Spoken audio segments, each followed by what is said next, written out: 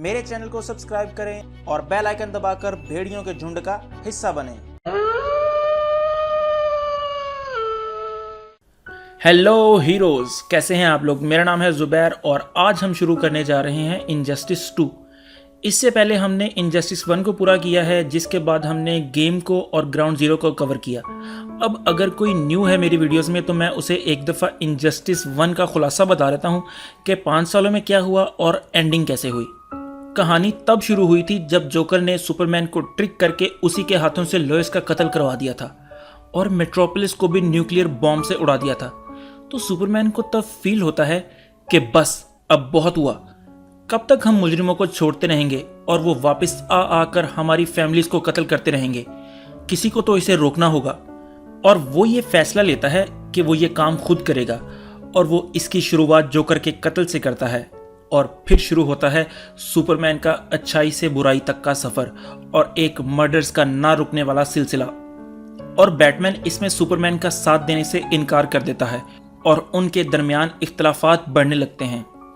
तो ईयर 2 में Batman green lanterns की मदद से सुपरमैन को रोकने की कोशिश करता है, पर उसे नाकामी का सामना करना पड़ता है। ईयर 3 में वो जादू की मदद से सुपरमैन पर वार करता है, मगर सुपरमैन फिर बच जाता है। तो जब बैटमैन के सब हरबे नाकाम हो रहे थे तो वो ग्रीक गॉड्स को इन्वॉल्व करवाता है, पर गॉड्स भी आकर सुपरमैन का बाल भी बिका नहीं कर सके और बैटमैन का ये प्लान भी फ्लॉप हो जाता है। तो ईयर 5 में सुपरमैन का क्लोन बिजारो उसे रोकने की कोशिश करता है, पर वो भी मारा जाता है। और जब बैटमैन के लिए सारे रास्ते बंद हो गए थे तो वो ये फैसला करता है कि किसी दूसरी डायमेंशन से सुपर हीरोज को बुलवाकर सुपरमैन को बांधा जाए। और फाइनली ग्राउंड जीरो में दूसरी डायमेंशन का सुपरमैन आकर इनजस्टिस वाले सुपरमैन को हराता है और वो उसे कैद कर लेते हैं, जहां आसपास रेड सन की रोशनी है, जहां सुपरमैन की पावर्स काम नहीं करती। अब आगे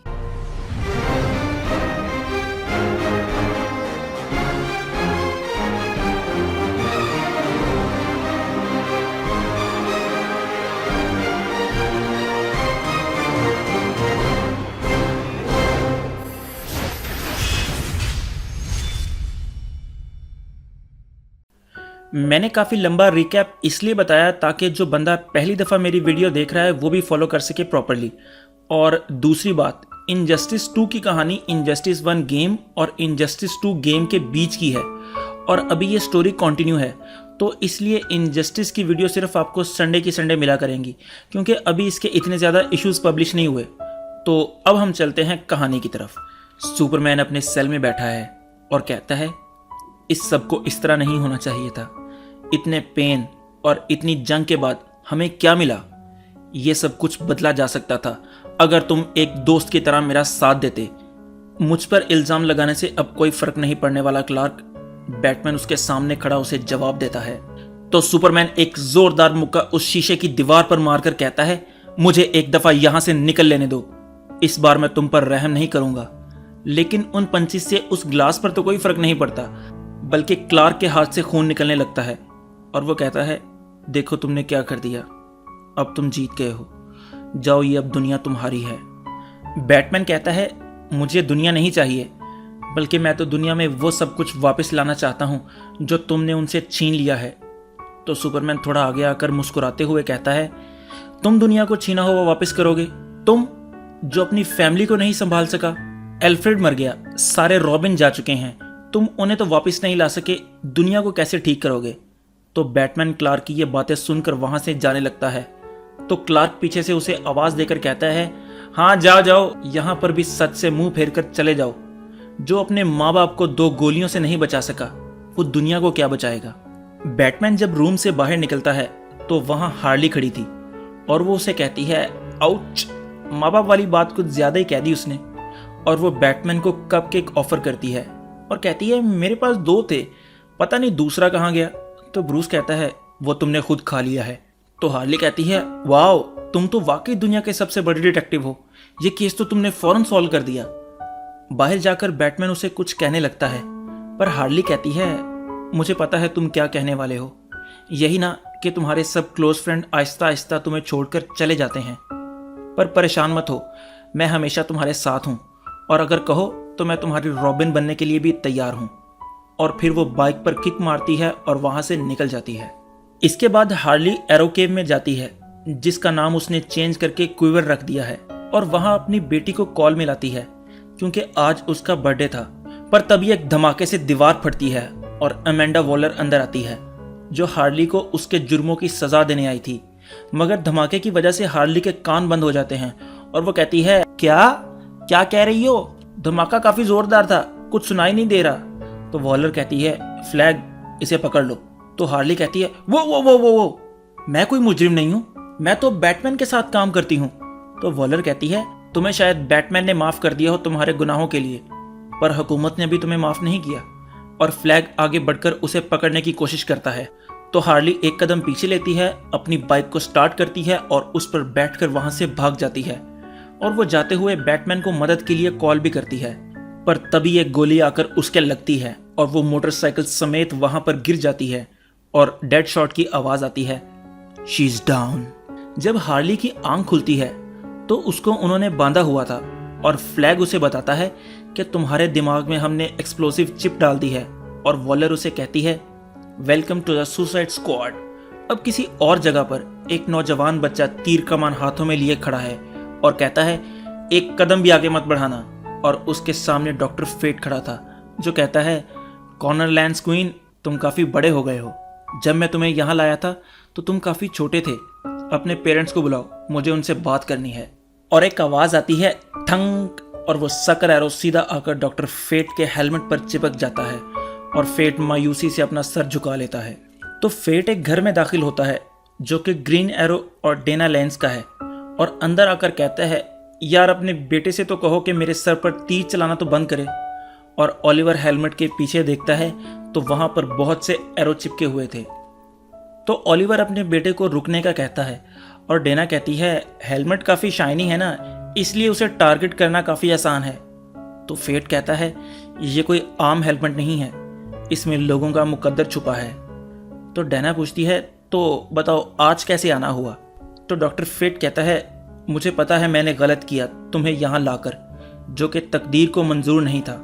एक्चुअली अगर किसी को याद हो तो ईयर 2 में सुपरमैन के साथ फाइट के दौरान ब्लैक कैनेरी मरने वाली थी, पर फेट उसे बचाने के लिए किसी और यूनिवर्स में उसे ले आता है, जहां पर वहां के ग्रीन एरो की डेना पहले ही मर चुकी थी। फेट कहता है, पर अब नहीं, और वो अपना स्पेल रेडी करता है।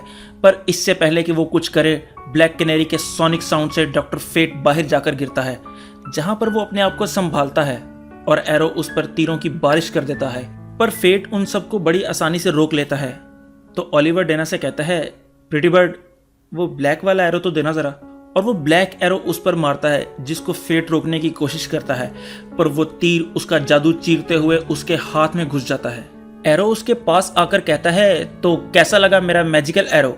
और वो ये कहकर वो तीर उसके हाथ से खींच कर निकालता है, जिससे फेट चिल्ला उठता है और एरो दोबारा तीर उसकी तरफ तानता है।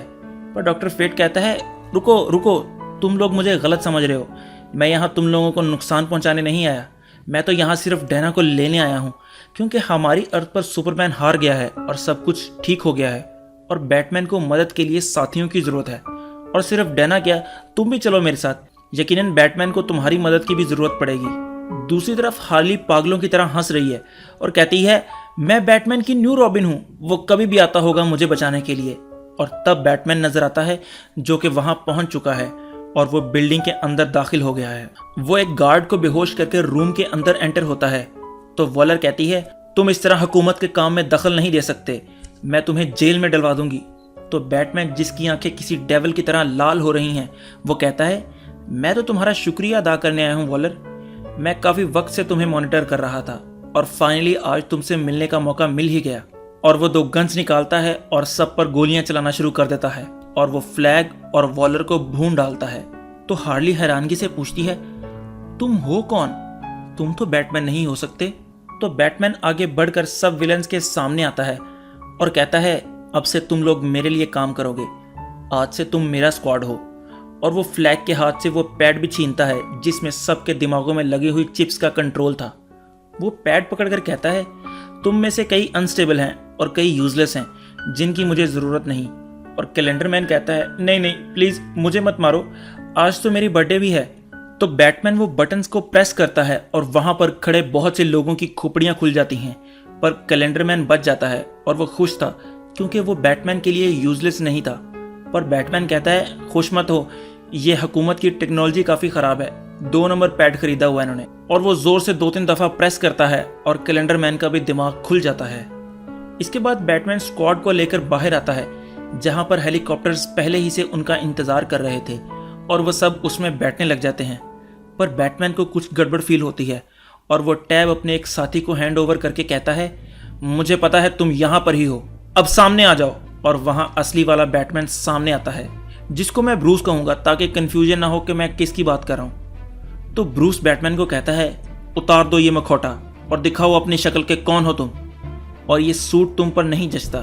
तो बैटमैन की बॉडी पर रेड लाइट चमकने लगती है और कहता है तुम गलत कह रहे हो, ये सूट तुमसे ज़्यादा मुझ पर अच्छा लग रहा है। और वो ये कहकर उस पर अटैक करता है और वो ब्रूस की अच्छी खासी धुलाई करता है और उसके चेहरे से मास्क उतार कर कहता है मिस्टर वेन, कितने अफसोस की बात है आपके लिए कि आप मेरे 2-4 वार भी बर्दाश्त ना कर सके। और उसको मारते हुए कहता है तुम बूढ़े, स्लो और वीक हो चुके हो, तुम्हारी अब इस दुनिया में कोई ज़रूरत नहीं। और उसका मास्क फेंक कर कहता है अब से बैटमैन मैं हूँ। और ब्रूस मार खाकर वहाँ बारिश में गिरा पड़ा था।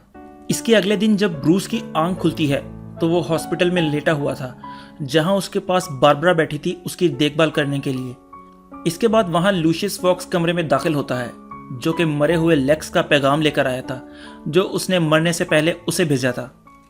लेक्स कहता है ब्रूस, अगर तुम ये मैसेज देख रहे हो तो इसका मतलब है हम जीत गए हैं और मैं अब नहीं रहा और अब दुनिया को तुम्हारी ज़रूरत है, यानी बैटमैन की नहीं, ब्रूस वेन की।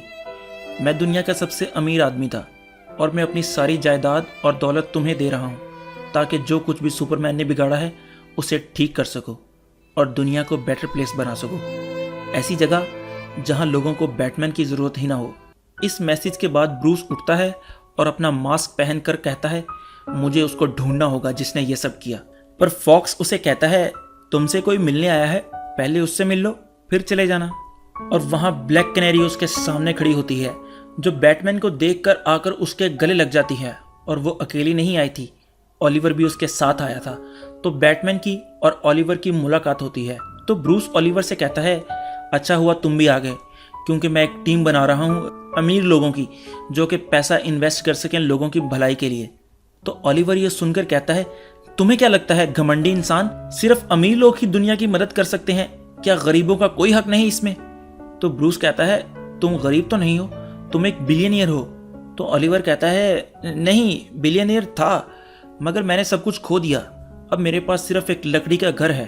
तो ब्रूस उसे बताता है कि ऐसा कुछ इस यूनिवर्स में नहीं हुआ और यहाँ पर तुम एक बहुत अमीर आदमी हो, मैं इसलिए तुमसे मदद मांग रहा था। इसके बाद ओलिवर और डायना शादी का डिसाइड करते हैं और डायना नीचे बैठकर कहती है Oliver queen, will you marry me?